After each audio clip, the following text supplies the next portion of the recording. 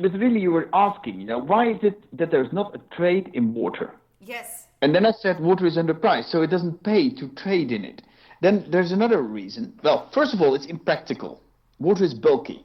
So you need, oil tankers times 100, Think about a capacity to just ship water around.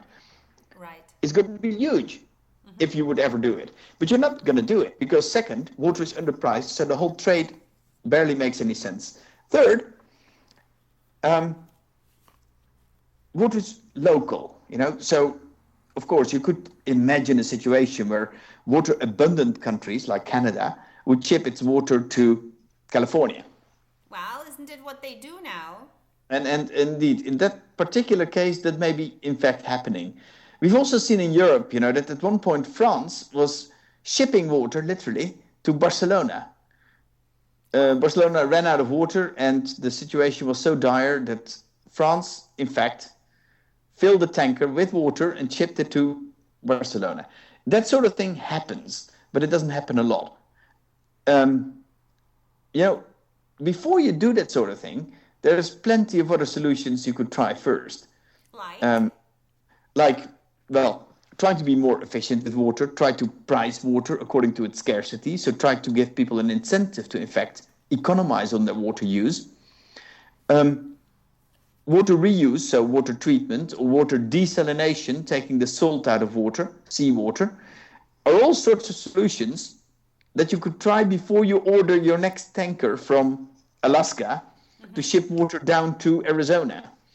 Right. That's an expensive proposition. Yes, it's very expensive, especially with all the gardening happening in Arizona, that they try to have lush green lawns, which they have to water every day and waste a lot of water. Exactly. So, the whole idea is not to do that. Yes. Okay, so basically comply with your climate conditions, right? Exactly. We've got to learn to live within our means, and that includes our water means. Now, of course, there's plenty of things you can still do. You may still be watering your lawn in Arizona if you do it with recycled water or with desalinized water. Maybe there's things like that. But by and large, shipping water around the world is almost the last thing you would do to fix this. I see. What about investing in water? You specialize in water investments, and there are other companies around the globe that say we invest in water. So let's say I'm an asset manager and I want to invest in water, right? Yeah. What is there to invest in? Yeah, that's a good one. Now, in water itself, you could invest in water rights, and some asset managers and funds are doing just that. They buy up land, for example, along the Colorado in the western United States, because under the law west of the Mississippi, all the land, the column of resources under your piece of land is yours, right? Right. So all the groundwater is yours, plus the surface water is also yours. So with land, you buy water. Yes. And what you see is there's a fair amount of speculation going on, that people buy up pieces of land just to get hold of the water right that comes with that land. Yes. And they hope they can, trade on that. If places like Los Angeles and San Diego are desperate enough to pay a fortune for that sort of thing. Mm-hmm. So you can buy the resource or at least speculate in groundwater and surface water access. If you don't want to do that, and we're one of those investors that don't want to do that because we think it is indeed speculation and is maybe the sort of speculation you may not necessarily want to lend your name to, right?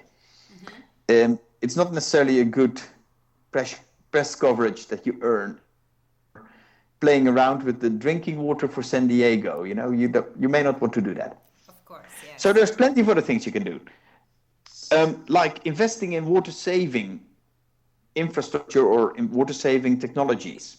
There's efficient irrigation systems, for example, that do the job just as well as any other irrigation system, except they only use half or a quarter of a tenth of the water that old systems use.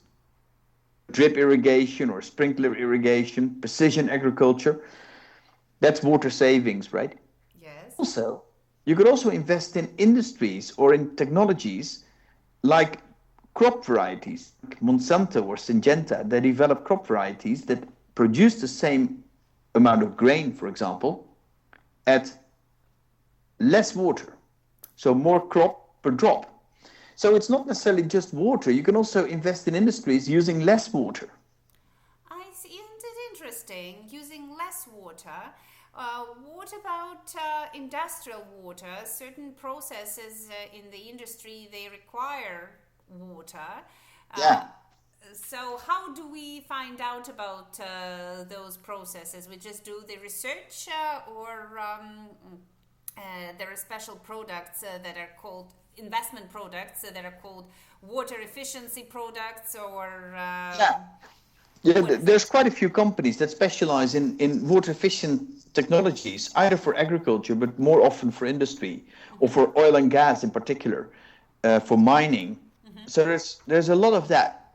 So it's either using less water, so that's a good thing, or recycling water that was ready, which is another good thing. So it's another So technology basically that we're investing exactly. in. I see. But that could also extend to infrastructure, right? You need infrastructure for this sort of thing too. You need water treatment plants. Right. And in fact, that's the sort of thing that we invest in places like China. You know, there's just a shortage of water treatment there. Uh, and that has resulted in Chinese rivers and watercourses, so including lakes, that are not just dangerous to drink, they're in fact dangerous to touch. Yes. Yes. So, you know, water treatment is a huge market over there. And what companies is it? Chinese companies that run those water treatment or systems, or it's European, American, Canadian companies? What are they? Yeah, they're both. You know, the water market is funny because it's very fragmented, right? I mean, there's hundreds of water districts in the U.S. Um, Yes. and there's a lot of small companies catering to small operators and small utilities. There's also huge companies like Suez and Veolia from France, and there's all sorts of Chinese companies build this sort of thing. Um, in many countries, this is a regulated market, right? Yes. So there's a lot of distortion.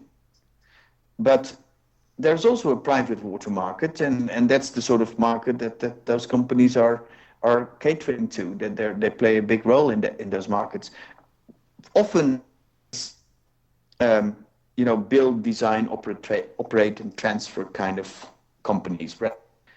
So they may ultimately not own the facility, but they'll operate the facility. But there's a million varieties on this theme, right? But the question you were asking, how can you gain exposure to this market?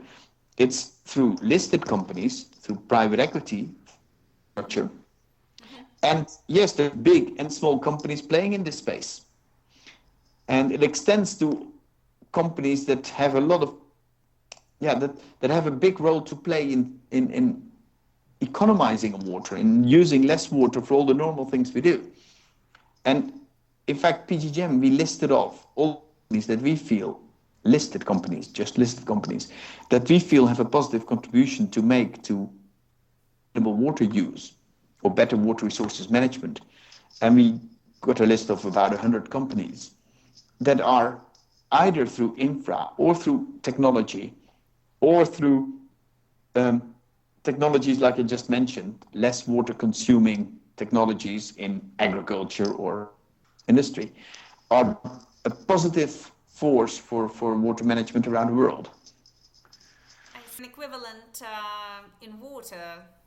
Now Oh we yeah, know but it's not water itself, it's the water treatment and water efficiency companies, right? And water management companies.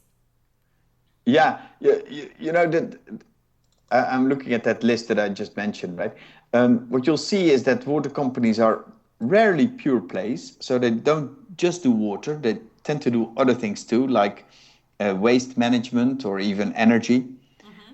So that's the first thing. Second, they're so much smaller than oil companies, which relates to that very first point, right? That water Right. is not priced like oil, it's underpriced Mm-hmm. Do you see the by price by a going mile. up in the near future? You do, but you start from a very low base. Even in places that are desperately short of water, water prices still aren't what they should be, not by a mile.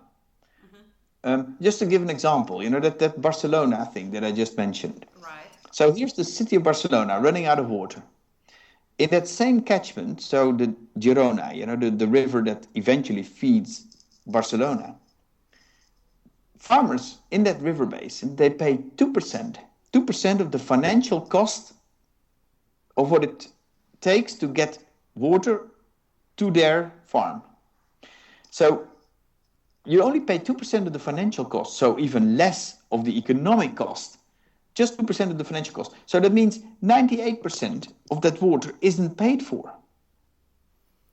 Because it's a natural resource that belongs to everyone. So what is the result of that sort of nonsense? First of all, there's no incentive to economize. Mm-hmm. Second, there's no incentive to invest. I see. But we are talking about almost 7 billion people drinking and using this water on the planet, and we're talking about scarcity. So eventually, there will be very little water on the planet. So why there is no investment incentive? Well, eventually there's going to be incentive, because if the well runs dry, then the incentive is right there.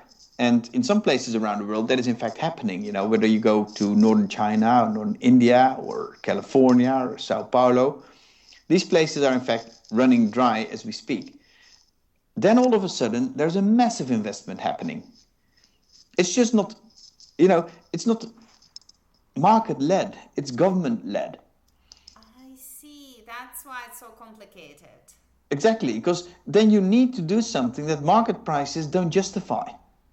So, yeah, sure, there's going to be investment, but not in the way that you see investments in oil, for example, that go up and go down depending on the price. Yes, yes. In water, that's not happening. I see. So there's no investment response to the price because the price is way too low. There's only an investment response through governments that are confronted with the fact that their cities, their industries, their farms are not getting any water anymore because it's done.